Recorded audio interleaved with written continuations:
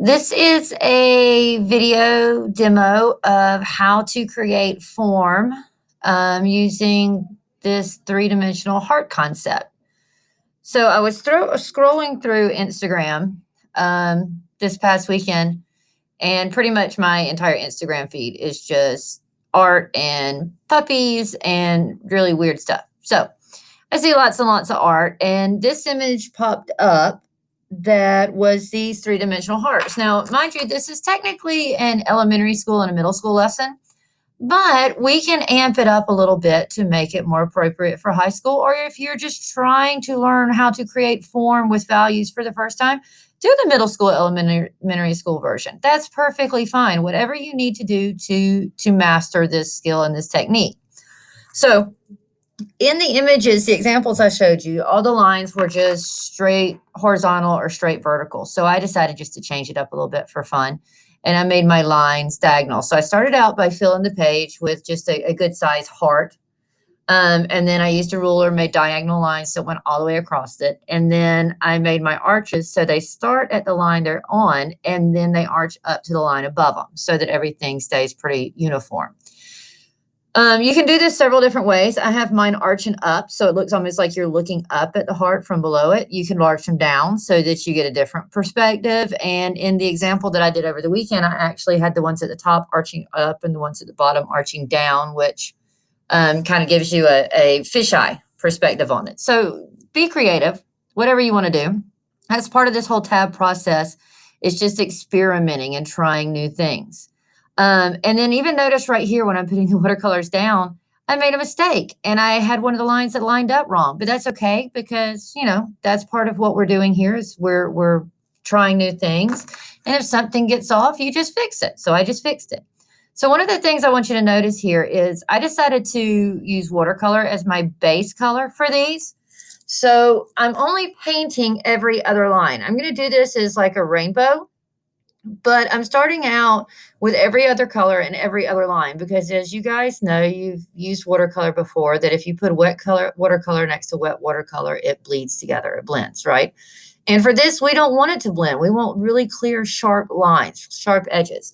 So therefore, I'm only doing every other line. So now that I have every other line painted, I'm going to take a break, walk away, and then once it dries, now I can come back and put my in-between lines in.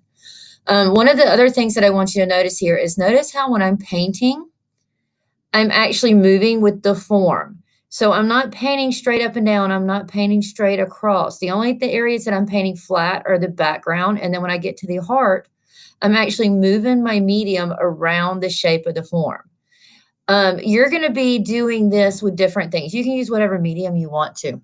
But no matter what medium you use, and you'll see whenever I get to the color pencils in a few minutes, you always move with the shape of your form. That's one of the tricks to create that illusion of three dimensions, is moving around the form. So if you just go side to side or you just go up and down, you're not going to see the form. The other thing that you don't want to do is hard black outlines. When you put a hard black outline around something, then it ends up looking like a cartoon. And cartoons look two-dimensional. They look flat. So those hard black outlines are always going to flatten out your object. So you absolutely don't want to do that. So I've added all my colors in watercolor here. I've let it dry. So I'm going to use color pencils. I have these Rembrandts here that I'm going to use to start adding more values. But I'm not going to use any black to create my values. I'm going to use what's called complementary colors. So as you can see from what I just drew out, your complementary colors are the two colors that are across each other, directly across from each other on the color wheel. So the complement of red is green. The complement of green is red, vice versa. So I'm going to use green in my reds, which is what I'm doing right here. And then I'm going to use red in my greens to create these values. The reason that I'm using the complementary colors and not using black is the whole reason you see colors is scientific. It has to do with light waves. So the reason you see the color black is because anything that has that color is sucking all of the light waves and not reflecting anything back to you. So when you see those flat blacks, that's literally what they do, is they flatten things. We want to have some depth to our images. So by adding other colors to create your darker areas, your shadows, instead of using black, then you get more depth. You don't get those really hard, dark, flat areas. So that's the reason complementary colors is really, really good. And it's one of the first color schemes that I like to teach you guys.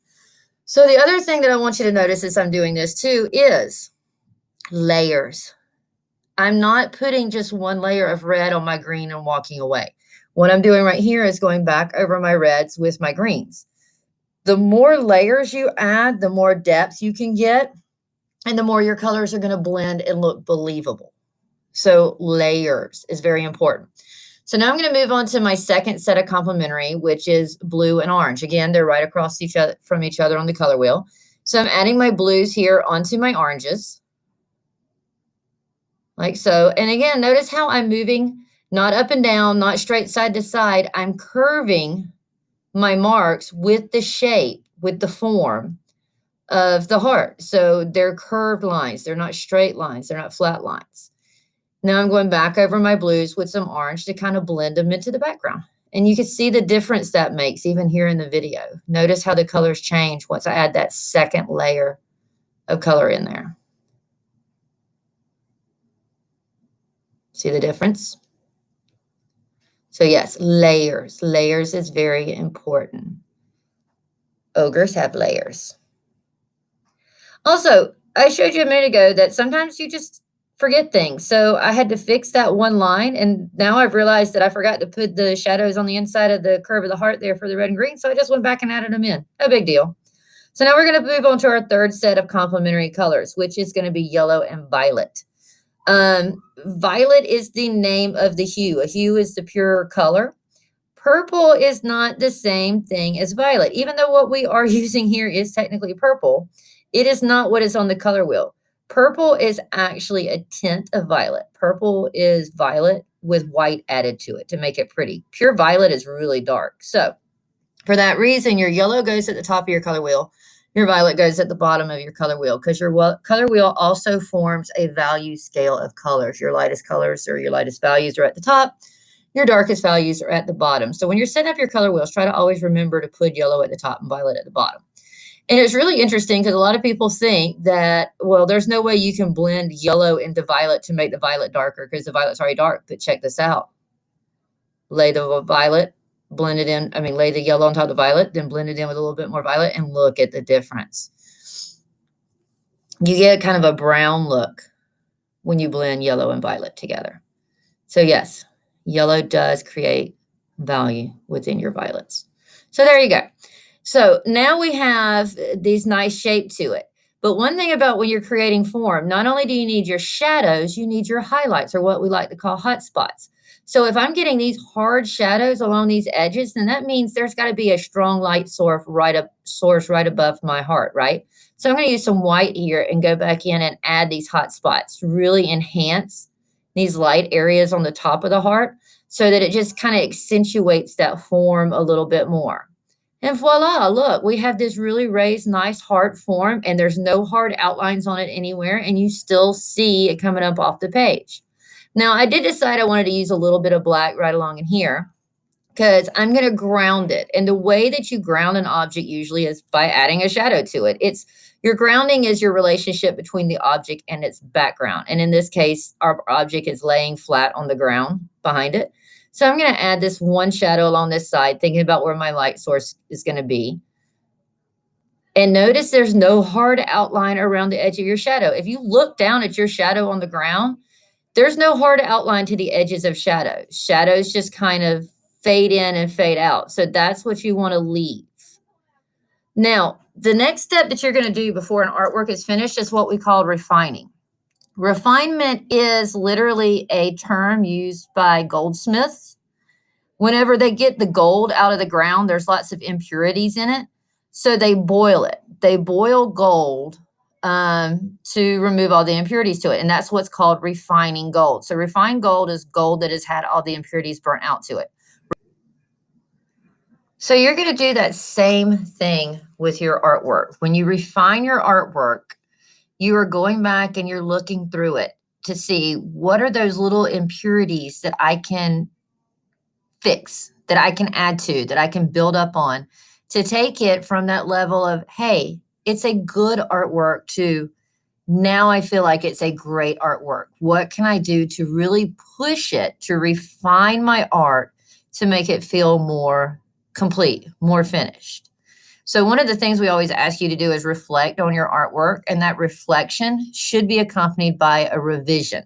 You don't just reflect and walk away, you revise based on your reflection. And then, after you've reflected and you've moved through everything and you're happy with what you have, then you can say, okay, this is good. I am done. And it has successfully met what I want it to do. It is a three-dimensional form that appears to lift up off the paper. So you can get to this point and say, I'm good, and turn it in, and it is fabulous. So you get a great, great, great. Or since you are high school, you can push it to the next level. So what I'm going to do here is I am going to do just that. I'm going to figure out how I can take this to another level to make it not just a three-dimensional heart like everybody else does, but how now can I make it my own? So one of the things that you're asked to reflect on, and one of the things that you're graded on your rubric is self-expression. How have you taken this artwork? How have you taken this choice assignment that anybody can do and made it your own? And so that's what I'm doing here. And so I went and I looked up a couple of quotes about love since this is a heart and it is Valentine's Day. And I found one from Rumi and I found one from Maya Angelou about love. And so I wrote those into some of my background stripes. And then I felt like it still needed something else. So I decided to start adding these textures or these patterns to my stripes that are behind the heart. So on my greens, I just put some diagonals. On my blues, I'm going to do some bubbles. And I'm just going to fill in these all these shapes, these background lines with some shapes that are going to create some texture to it. And all of this is just those little things that you can do to take your artwork to the next level and to make it your artwork, to make it more personal. And this is how you get full points on that rubric for self-expression. How did you make this assignment that everybody else can do your own? What is your own little personal stamp? And through this process of trying to figure out what you're going to do to make artwork personally yours, this is where you're going to start discovering your own artistic style. You're going to start developing your own artistic voice. You're going to start becoming that artist to where when you create something, there's something about the types of mark you make, the types of patterns you use, the types of shapes that show up all the time, that I would be able to look at an artwork hanging up in the art room and be like, hey, that belongs to this person, because this is where you develop your own personal style. It's these little things that are your own artistic qualities, your own artistic voice. So figure out how to do that. Now, you don't have to go do that on this assignment. You don't have to do the same thing I'm doing. This is just me showing you how I make this my own. Come up with something else. What could you do to your heart? Now that you figured out how to make a three-dimensional heart on a two-dimensional surface, that illusion of form, what can you do to your heart that would make it your own? Maybe you want to collage, add some collage stuff to it. Maybe you want to paint on it some more. What do you feel drawn to do to make this your own? And then again, now I'm like, okay, I have these textures and all, but now my words got lost, and I really want my words to stand out. So again, we're going to refine. All of this is part of that refinement. I sat there, I looked at it for a second, I reflected on it, on what I had done, and I decided the words need to stand out more. So after you reflect, you revise. And so now I'm revising. And I'm just going over my letters a little bit to make those quotes stand out a little bit more.